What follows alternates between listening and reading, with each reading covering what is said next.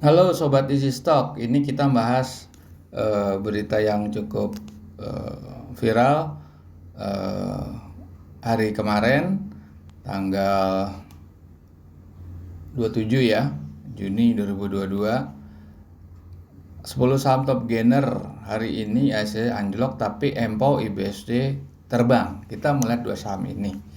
Terbangnya kenapa? Kita menghitung dengan cara Easy Stock, yaitu aplikasi penghitung nilai wajar saham yang berdasarkan analisa fundamental murni kuantitatif, mengikuti rumusnya Benjamin Graham, pengarang buku legenda Security Analysis dan Intelligent Investor, yang juga gurunya Warren Buffett. Anda bisa masuk ke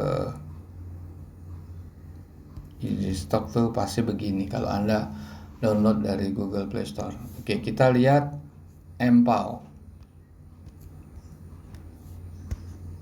Nah, di sini cara bacanya adalah ini kan tanggal 27 kemarin ya, itu naik dari tanggal 26. Dari bukan tanggal 26, berarti tanggal 24 dari Jumat dia naik Rp36. Jadi 139. Kalau lihat cara bacaan di sini high itu 103 adalah nilai wajar tertinggi. Kalau 69 itu nilai wajar terendah. Jadi dia punya upside cuma 10%, tapi downside-nya bisa sampai 50%. Kita buka. Laporan keuangan udah Q4 2021, pertumbuhannya 4%. Oke. Kita lihat financial ratio. Return on equity nggak nyampe 2%, terlalu rendah. Profit margin juga nggak sampai 6%. Working capital kurang dari 1, nggak bagus, meskipun debt equity-nya bagus. Nah, ini bisa aja Anda ini upside-nya cuma 10%. Anda bilang, wah kok pertumbuhannya cuma segitu gitu. Sedangkan ini lihat company profile. Dia di utility ya, berarti kan income-nya itu stabil karena dia pakai fixed rate ya. Oke, ya, anggap perusahaan bisa efisiensi dan bisa mengalami growth 8%. Nah, untuk menggunakan tadi fasilitas ini forecast simulator, Anda harus menjadi member premium. Ini Anda punya berapa parameter yang Anda bisa rubah. Oke, ini kita rubah ini jadi 8% ya. Ini udah berubah 8%, naik jadi 275, 191 dan 75. Upside-nya memang naik, tergantung. Ini alat ini bisa Anda gunakan menurut imajinasi Anda. Kemudian kita lihat saham satunya IBSD.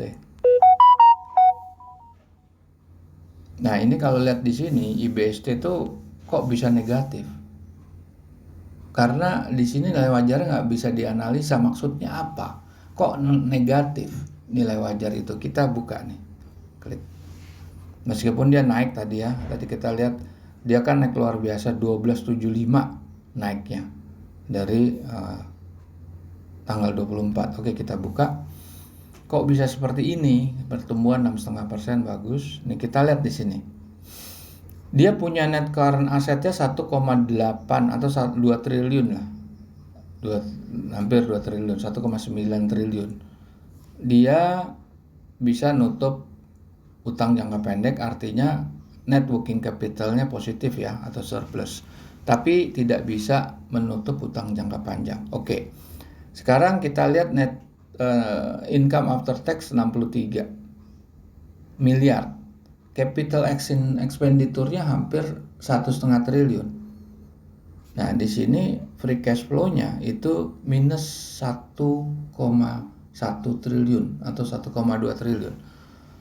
Kalau free cash flow negatif, kenapa bisa negatif di sini? Karena dia harus menanggung beban capital expenditure dan beban-beban non-recurring yang nggak kelihatan di rumus ini. Tetapi kami Easy Stock sudah memperhitungkan di dalam kalkulasi. Anda bisa lihat laporan keuangannya.